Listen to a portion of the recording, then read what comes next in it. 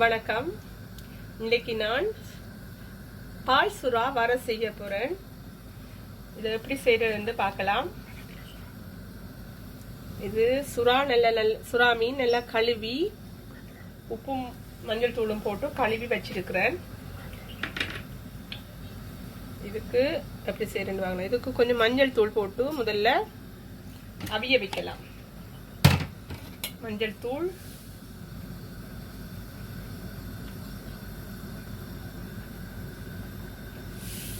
உப்பு, தேவையான அளவு தண்ணி விடணும் அவியறதுக்கு. ஆனா அதிகமா விட தேவையில்லைன்னு சொன்னா நாங்க தண்ணி மேலதிகமா விட்டது மேலதிகமா அவிஞ்சு முடியும். மேலதிகமானுண்டா அது நாங்க வெளியில ஊத்தத்தான் வேணும். ஊத்தினா அதுல உள்ள சத்துகள் எல்லாம் அந்த மீனோடைய போயிடும். அதனால நான் கொஞ்சம் தண்ணி அவியக்கூடிய அளவுக்கு தேவையான தண்ணி விட்டுருக்கிறேன். இப்ப அடுப்பை போட்டுடுறேன். ஓகே, இது அவியட்டும் கொஞ்ச நேரம்.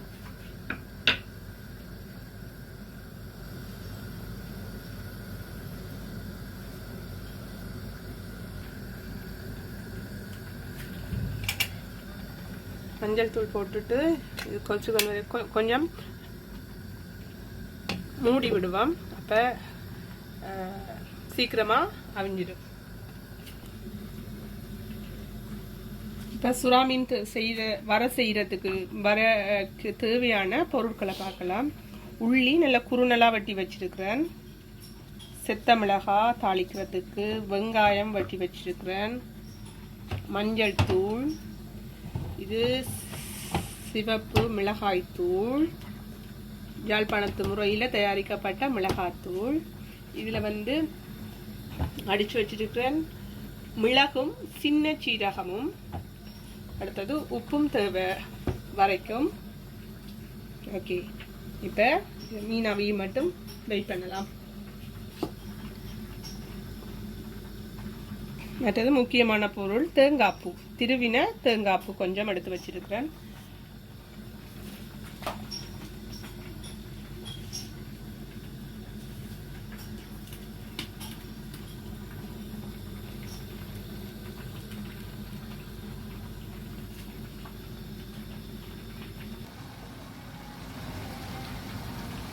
சுறா மீன் நல்ல பதத்துக்கு அவிஞ்சிட்டது. இதை இப்போ ஆஃப் பண்ணலாம். ஆஃப் பண்ணி எடுத்துட்டு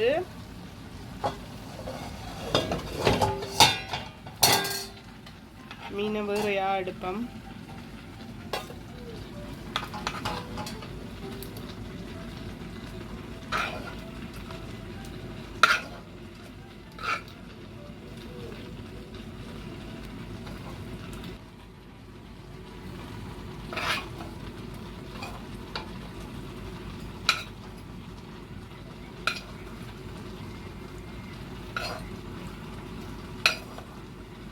இதை கொஞ்ச நேரம் நல்லா சூடா இருக்கு, ஆவி வர அளவுக்கு சூடா இருக்கு. அதனால கொஞ்ச நேரம் ஆற விட்டுட்டு இந்த தோலை உரிச்சு எடுக்கணும்.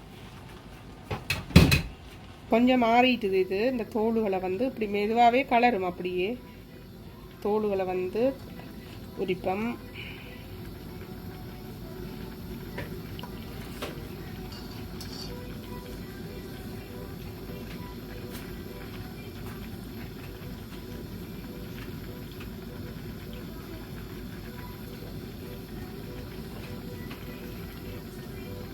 அவிச்சதுக்கு பிறகு தோல் கலட்டுறது தான் இலகுவாக இருக்கும்.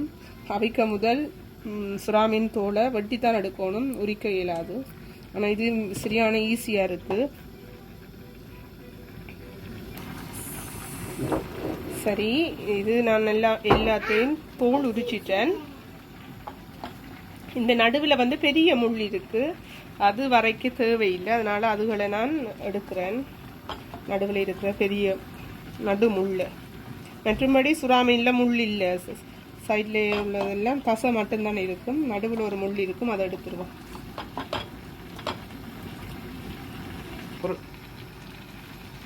சரி, இது மீன் அந்த முள்ளெல்லாம் எடுத்து சுத்தப்படுத்தி வச்சிருக்கிறேன். இதுக்குள்ள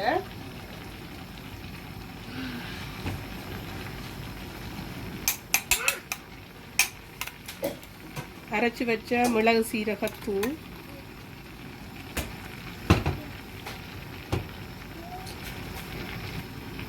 கொஞ்சம் மஞ்சள் தூள். ஏற்கனவே மஞ்சள் போட்டு தான் நான் அவிச்சிருக்கேன். நாங்கள் மஞ்சள் இதுக்கு இன்னும் கொஞ்சம் போட்டுருக்கோம்.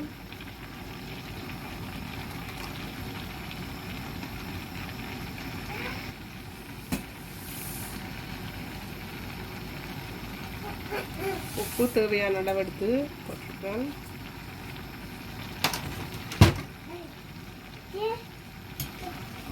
மிளகாத்தூள், இது ஜாழ்ப்பாணத்து மிளகாத்தூள் கொஞ்சம். சரி, உலக்கையும் போட்டு முதல்ல தேங்காய் பூ அடுத்து தேங்காயையும் போட்டு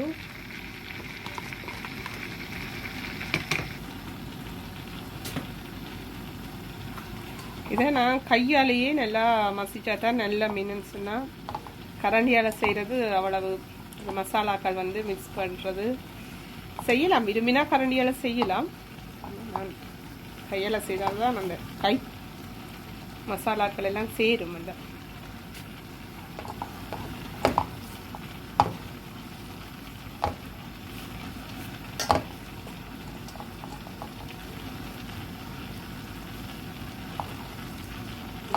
துண்டு துண்டாக மீன் இருக்கிறத விட அது அந்த இப்படி துண்டாக இருந்ததுன்னா நசிச்சா தான் அதுக்குள்ளே மஞ்சள் உப்பு எல்லாம் வந்து கலந்து வரும்.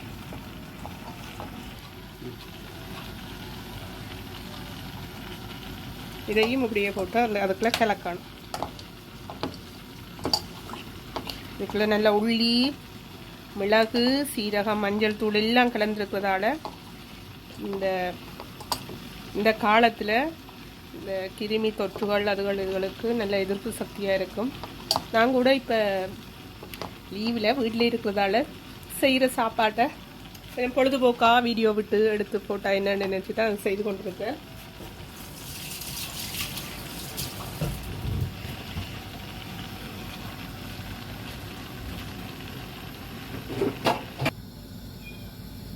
சட்டி அடுப்பு போட்டு வச்சுருக்கிறேன். நல்லா காஞ்சிட்டுது. கொஞ்சம் எண்ணெய் விடுவோம். ஓகே, எண்ணெய் விட்டுருச்சு. அது கொஞ்சம் சூடாகட்டும். எண்ணெய்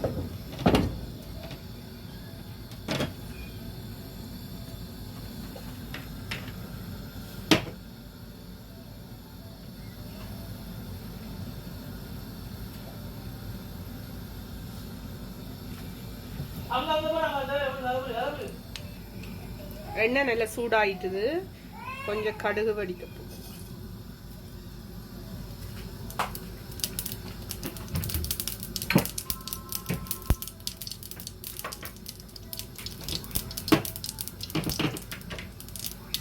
கடுகு வடிச்சிட்டு கொஞ்சம் பெருஞ்சீரகம் இதுக்கு நல்லா ஸ்மெல் பிடிக்கும்.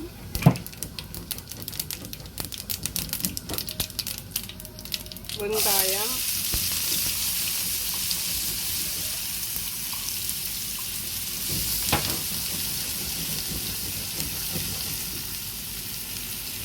வெங்காயம் நல்லா தாளிக்கட்டும்.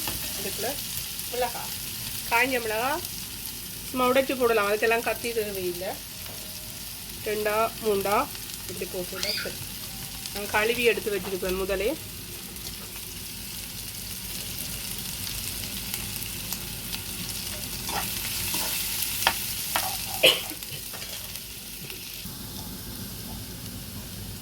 நல்லா தாளி பட்டுட்டுது வெங்காயம். இதுக்கு கருவேப்பிலை போட்டாலே நல்லா இருக்கும். இப்போ லாக்டவுனில் இருக்கிறதால கருவேப்பிலை எல்லாம் இல்லை. ஸோ கருவேப்பிலை போடாமல் தான் செய்வேன். சேர்த்து வச்ச மீன், இந்த தேங்காய் பூ மசாலாவை இதுக்குள்ள போட்டு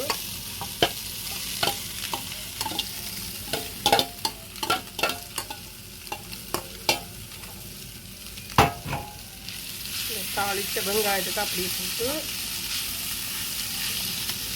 கலக்கலாம்.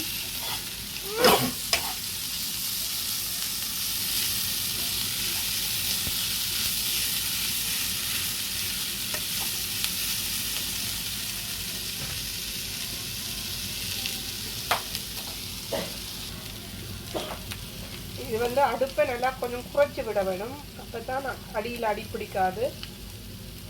அதே சமயம் இப்போ இதுக்கு நாங்கள் எண்ணெய் முதல் தாளிச்ச எண்ணெயோட மட்டும்தான் இருக்குது. ஆனால் இந்த தூள் நாங்கள் போட்ட மசாலா மனம் போகும் வரைக்கும் இந்த அடுப்பில் இதை தாளிக்கணும். அதுக்கு நான் கொஞ்சம் லைட்டாக தண்ணி தெளித்து விடுறேன். என்னன்னு சொன்னால் இல்லாட்டி காஞ்ச வர மாதிரி வரும்.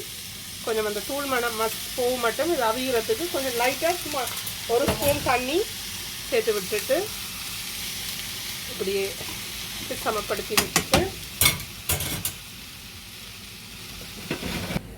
நல்ல மெல்லிசா அடுப்பெரிய விட்டு மூடி விடலாம் கொஞ்ச நேரம். அப்பதான் அந்த தூள் மணம் போகும்.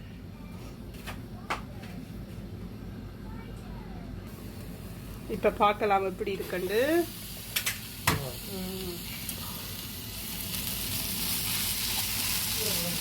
கன நேரம் நீங்க விட தேவையில்லை. என்னண்டா மற்றது முக்கியமாக அடுப்பு குறைச்சிருக்கணும், இல்லாடிக்கு கீழே எரிஞ்சிடும். ரெடி ஆயிட்டுது. ஓகே, சுவையான சத்தான ஆரோக்கியமான மீன் வர ரெடி ஆயிட்டுது. நான் சாப்பிட போறேன். நீங்களும் செய்து சாப்பிட பாருங்க. பிடிச்சிருந்தா லைக் பண்ணுங்க, கமெண்ட் பண்ணுங்க, ஷேர் பண்ணுங்க. தேங்க்யூ.